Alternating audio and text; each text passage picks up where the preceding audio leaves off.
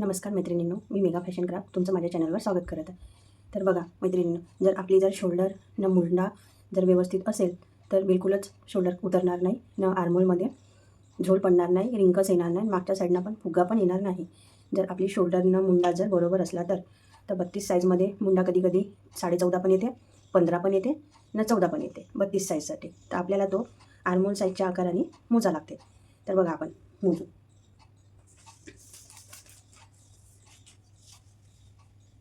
ठीक आहे.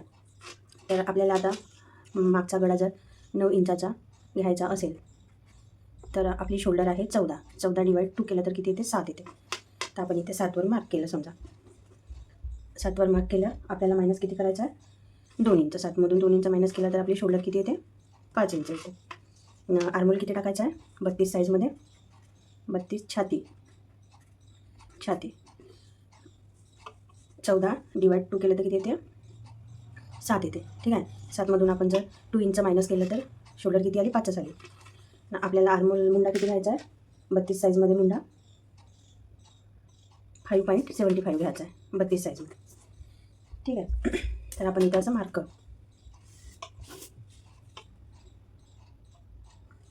इथे पण 5च आला पाहिजे. मी असंच तुम्हाला मुंडा ॲडजस्ट कसा करायचा ते सांगत आहे. ठीक आहे. मागच्या साईडला आपल्याला किती इंच जावं लागते? 1 इंच. आर्मोल गोलाई देऊन द्यायची. ठीक आहे. आपल्याला चेस किती आहे? 8/32. आपल्याला इथे 8 इथे न प्लस 1.5 इंच मार्जिन. आता माझा पेपर पुरत नाही, तुम्ही 1.5 इंच मार्जिन घेऊन घ्या. तर आपल्याला इथून 1/2 इंच सोडून मुंडा मोजायचा आहे. तर आपला मुंडा किती आहे? आता समजा 14 इंच आहे. 14चा अर्धा केला, 14 डिवाइड 2 केले तर किती येते? 7 येते मुंडा. तर आपल्या 7 भरते का बघायचं. असं वडवट टेप असं मोजत जायचं. आपला किती येता येतं? 7.25 येऊन राहिला आहे. ठीक आहे. अर्धा इंच सोडून द्यायचा हा शोल्डरमध्ये जोडण्यासाठी. हा जर अर्धा इंच सोडला तर आपण जर इथून जर मोजलं तर 7 इंच मुंडा येतात. ठीक आहे. आपला मुंडा किती आहे? 14 इंच आहे. 14 डिवाइड 2 केलं तर 7 येते. 7 आपला आर्मोल गोलाई येत आहे का मोजायची. तर बघा असं टेप ओढत जायचं. 7 इथे येत आहे प्लस आपल्याला अर्धा इंच लुजिंग द्यावं लागते प्लस.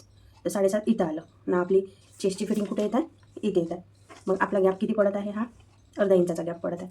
तर आपल्याला अर्धा इंच वरती जावं लागते असं. मग आपला अर्धा इंच वरती गेल्यावर आपली चेस्ट लाईन कितीपर्यंत येते? 5.5 येते. आधी आपण 5.6 घेतली होती ना, आता 5.5 ह्याची. पुन्हा आपण आर्मोल गोलाई देऊन पाहायची. 1 इंचवर मार्क करायचं आणि आर्मोल गोलाई द्यायची. आता आपल्याला ह्या आकारावर मुंडा मोजायचा आहे. हे चेस्ट लाईन झाली. ठीक आहे. आपल्याला इथपर्यंत 7 इंच कुठे येतं ते मोजायचं आहे. तर बघा आला 7 इंच बरोबर. 1-2 लाईन मागं पुढं आला तरी चालते, अर्धा इंच आला तरी चालेल लुजिंगसाठी, पण 7 इंचाचा कमी आला नाही पाहिजे, नाही तर आपल्याला इथं टाईट होते. कुठे? मुंड्यामध्ये टाईट होते. तर आपला जर असा हळूहळू मोजला तर बघा 7 इंच बरोबर येतं. एक लाईन येतं जास्ती. तर हा आपला बरोबर आहे. ठीक आहे. आपली हे चेस्ट लाईन किती आहे? 8 आहे. आपण इथून मोजलं तर किती भरत आहे? इथे येत आहे आपला 7. न गॅप किती पडत आहे? 1 इंचाचा गॅप पडत आहे. आपण जर इथून जर मोजला तर किती गॅप पडत आहे बघा? फक्त 2-3 लाईनचा गॅप पडत आहे. तर हा ठीक आहे मुंडा. ठीक आहे. आणि तुमचा जर 32 इंचामध्ये 15 पण असू शकतो कोणाचा मुंडा, 15 इंच. तर 15 डिवाइड किती येते? 15 भागीला 2 केलं तर किती येते? 7.5 इंच. तर 7.5 इंच आपल्याला कुठे येते? मोजून पाहायचं 7.5 येत आहे का. हा आपण 6.5 मुंडा जो घेतला, हा 6.5चा, त्याच्यावर बरोबर 6.5 येत आहे. तर आपल्याला 32 साईजमध्ये जर 15 इंचाचा मुंडा असला तर 7.5 जर येत असला तर किती घ्यायला लागते आपल्याला? मुंडा लाईन 6.5 घ्यायची आहे. आणि जर 32 साईजमध्ये जर 14 इंचाचा मुंडा येत असेल तर आपल्याला किती घ्यायचा आहे? 5.5 मुंडा घ्यायचा आहे. बरोबर तुमचा मुंडा बसते. असं ॲडजस्ट करावं लागते मैत्रिणी. तेव्हाच तुमची शोल्डर अशी उतरणार नाही ना. इथे आर्मोलमध्ये असं रिंकल्स येणार नाही, समोर पण नाही ना, मागच्या भागाला पण नाही ना. मैत्रिणींनो, मी तुम्हाला महत्त्वाचे पॉईंट सांगते. तुम्हाला कसे वाटते व्हिडिओ मला नक्की सांगत चला, कमेंट करत चला. आणि तुम्हाला कोणत्या साईजचा पेपर पॅटर्न पाहिजे ते पण सांगा. मी तुम्हाला काढून देत जाईल, व्हिडिओ टाकत जाईल. ठीक आहे.